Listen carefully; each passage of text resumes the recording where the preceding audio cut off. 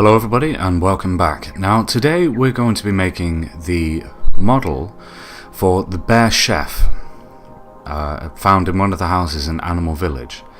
And I want this character to look a little bit overweight, quite cuddly, quite friendly. So we're sort of adding some extra body mass onto the torso and body portion of the model here.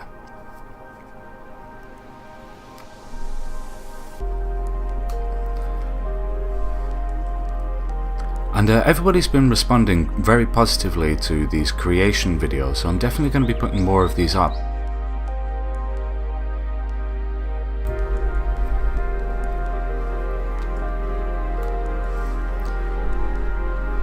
And I'm using more and more advanced techniques as such. As I said previously in the last video, my skills have progressed tenfold and they've really come together.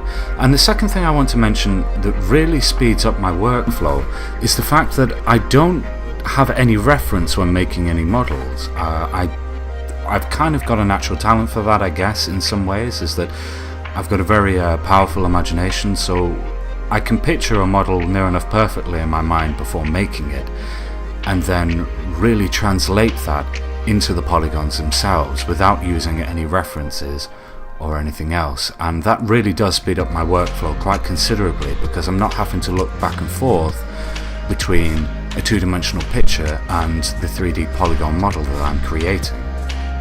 So I'm quite lucky in that sense, I guess.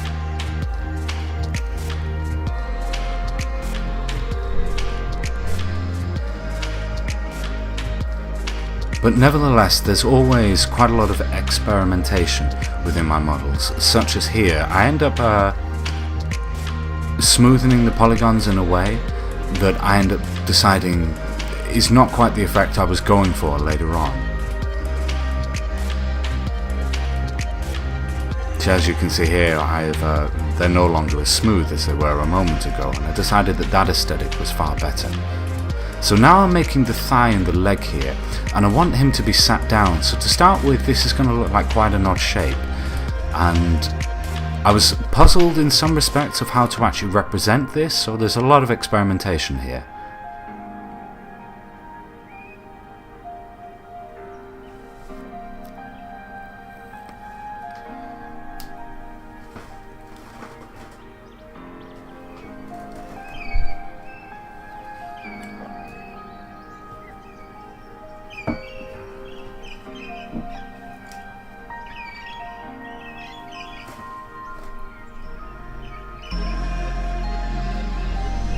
And it's not quite taking shape just yet, but now when I actually put it on the side of the model, you can start seeing what I'm trying to go for here.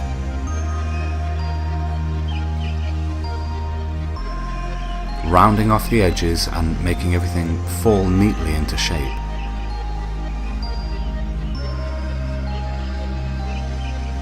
And now blending the vertices from this new model I've created with the original.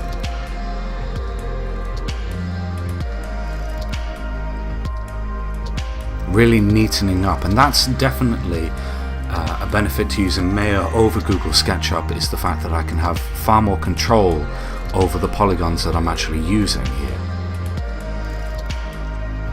Really reducing those numbers and optimizing my models.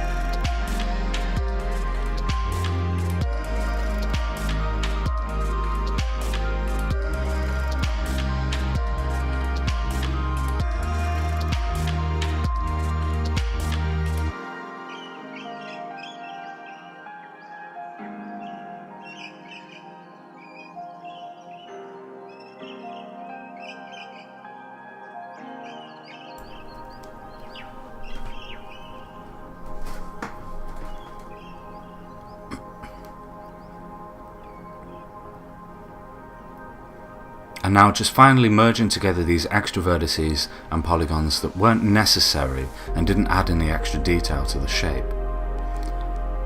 So now we're moving on to his paw, and again there's a bit of experimentation here with my initial polygon that I used to sculpt the paw out of. And I originally start by making it quite square, and eventually I decide no, that's not the correct way to proceed with this, and that's not going to give the effect that I want. I mean, I could have done it with this initial base, but it would have taken more time. So I scrapped that and start again with a sphere. And turn it onto its side so when I can start bringing out his claws. And that's the whole point, that's the whole creative process of making models like this, is the fact that you shouldn't be afraid to make mistakes, start things again.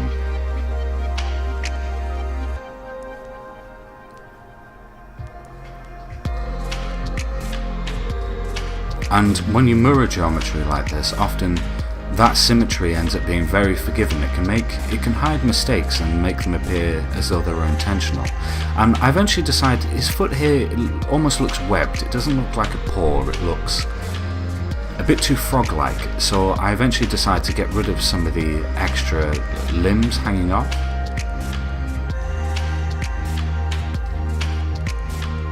Until we've only got 3 claws instead. And now it looks a bit more paw-like, even if a little less accurate to reality.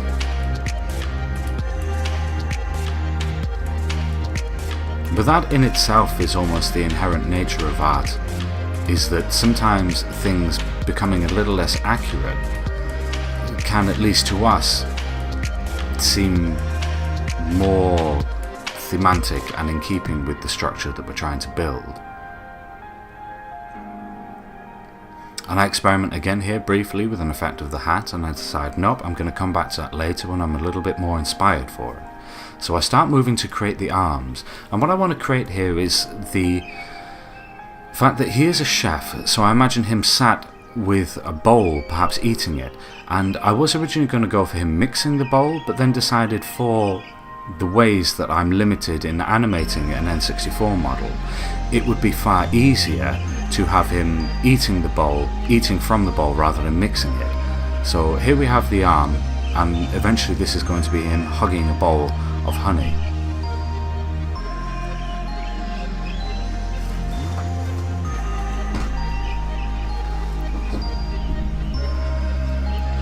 Now we start crafting the bowl itself.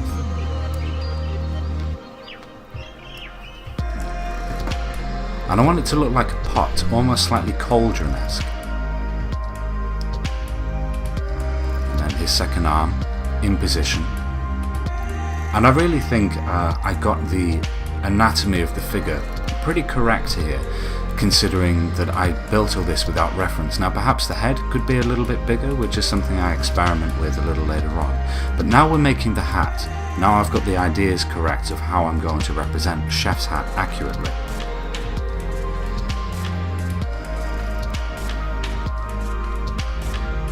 And I decide to put it at a slight tilt, make him look a little bit goofy, a little bit less conventional.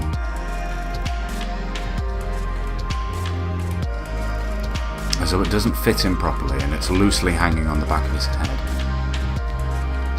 And finally, you're going to get me to see me paint textures here. I've solved the problem that was causing the issue when trying to actually record Photoshop.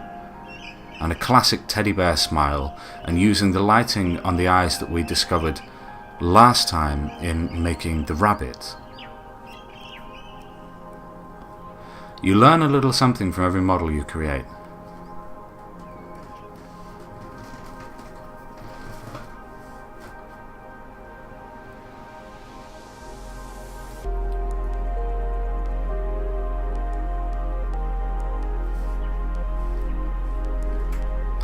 And now we start making his paws.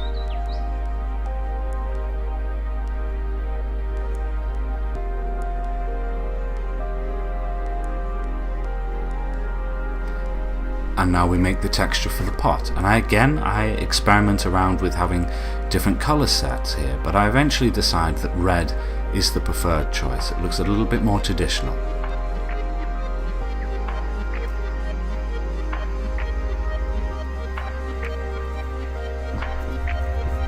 and now we begin making his arms.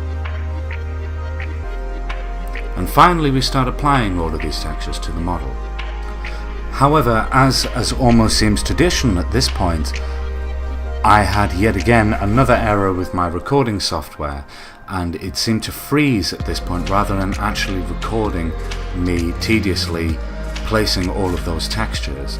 So, well, it's happened in every video, and sadly during the creative process it's hard for me to realize when such an error has happened, so it's inevitable really. But now we're starting to see the completed texturing of the model here, and I'm really happy with how this has all come together.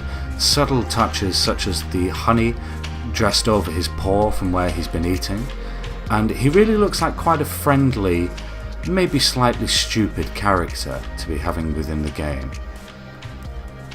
And I'm really happy with how the model has come out here at the end. So thank you all for watching this video, and I hope you've enjoyed it.